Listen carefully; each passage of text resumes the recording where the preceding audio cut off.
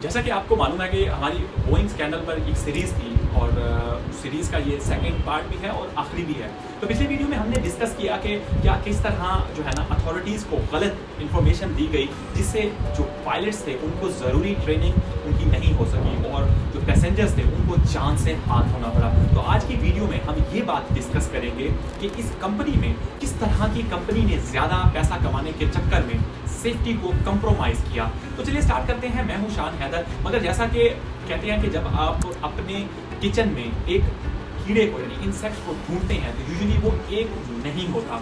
ये पूरा हादसा जो बोइंग कंपनी के कॉर्पोरेट कल्चर में सीरियस मसले की तरफ इशारा करता है, ये ह्यूमन विसल ब्लोअर एलिगेशन पर ले जाता है। अच्छा, मैं यहाँ आपको जो है ना विसल जो ब्लोअर होता है, विसल ब्लोअर के बारे में अगर हम बात करें तो दरअसल ये इंडिविजुअल्स होते हैं जो डिफरेंट कंपनीज में ये देखते हैं कंपनी सेफ्टी प्रोटोकॉल्स को फॉलो कर रही है या नहीं।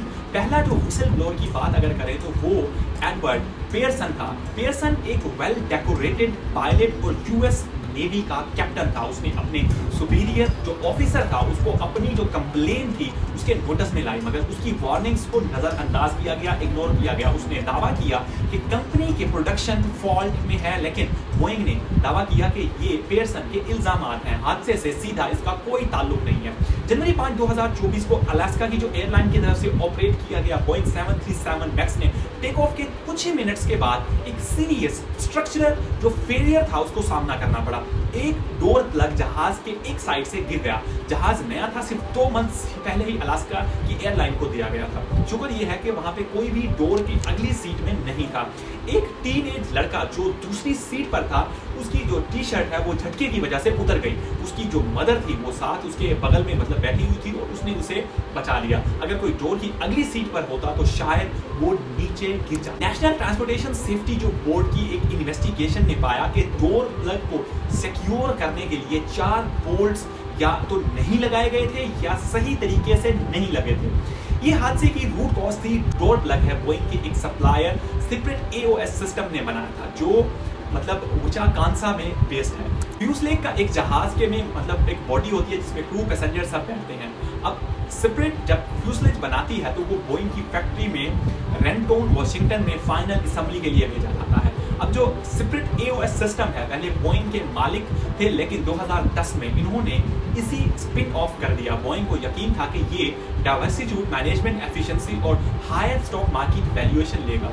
FAA के सब्सिक्वेंट ऑडिट ने सीक्रेट की प्रोडक्शन फैसिलिटी में डिसऑर्गेनाइज और अनप्रोफेशनल एनवायरनमेंट पाया।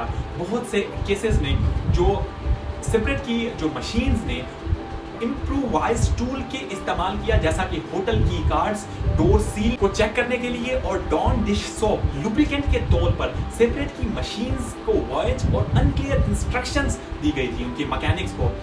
इसीलिए जब कोई कंप्लीट करने के लिए जॉब को इम्प्रोवाइजेशन करते थे तो अगर बोइंग ने फॉल्टी डोर प्लग नहीं बनाया था तो फिर भी इंस्पेक्ट करना उनकी रिस्पॉन्सिबिलिटी, मगर वो इस जिम्मेदारी में नाकाम रहे। यही वो थी जिस वजह थी जिस पर एडवर्ड पियर्सन ने पहली वार्निंग दी थी। बोइंग ने overlay aggressive production target set किए थे जो प्रोडक्शन एम्प्लॉइज को कॉर्नर्स कट करने पर मजबूर कर रहे थे।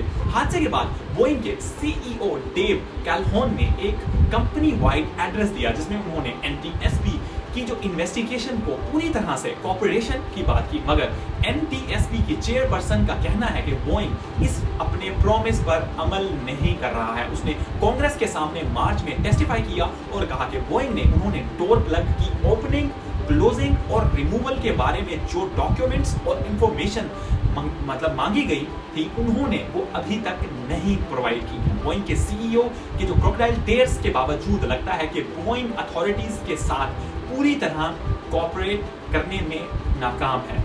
ये हमें सेकंड विसल ब्लोअर जॉन बैरनेट तक पहुंचाता है। अब जो बैरनेट ने 32 साल तक बोइंग में सर्व किया और उनके जो इल्जाम हैं वो बहुत सिमिलर हैं जैसा कि एडवर्ड पियर्सन के थे। उन्हें लगता था कि एग्रेसिव प्रोडक्शन टारगेट्स को मीट करने के लिए वर्कर और जो जितने भी वर्कर्स थे और मैनेजर्स को कॉर्नर कट करने की परमिशन थी। उनके कुछ इल्जामात ये भी थे कि बोइंग की कोई पार्ट नहीं मिलता था तो प्रोडक्शन मैनेजर ने स्क्रैप बिन से भी एक डैमेज पार्ट निकाल कर जहाज पर लगा दिया। ये मालूम नहीं कि बोइंग की कंपनी के डॉक्यूमेंट्स नहीं प्रोवाइड किए या NTSB जो इन्वेस्टिगेटर्स हैं उन्हें रिट्राइव नहीं कर सकी है। अब इनका कोई वजूद है भी या नहीं, ये था कुछ शॉर्ट सा अहवाल बोइंग का। अब इसका हमें ठीक से नहीं पता, जो कुछ अवेलेबल है उसके अकॉर्डिंग यही न्यूज़ है। तो आज की वीडियो हमारी थी बोइंग के जो दूसरा उन्होंने एक भंड मारा है उसके ऊपर, तो इसको वीडियो को रखते हैं यहीं पे, दूसरी वीडियो में मुलाकात होगी।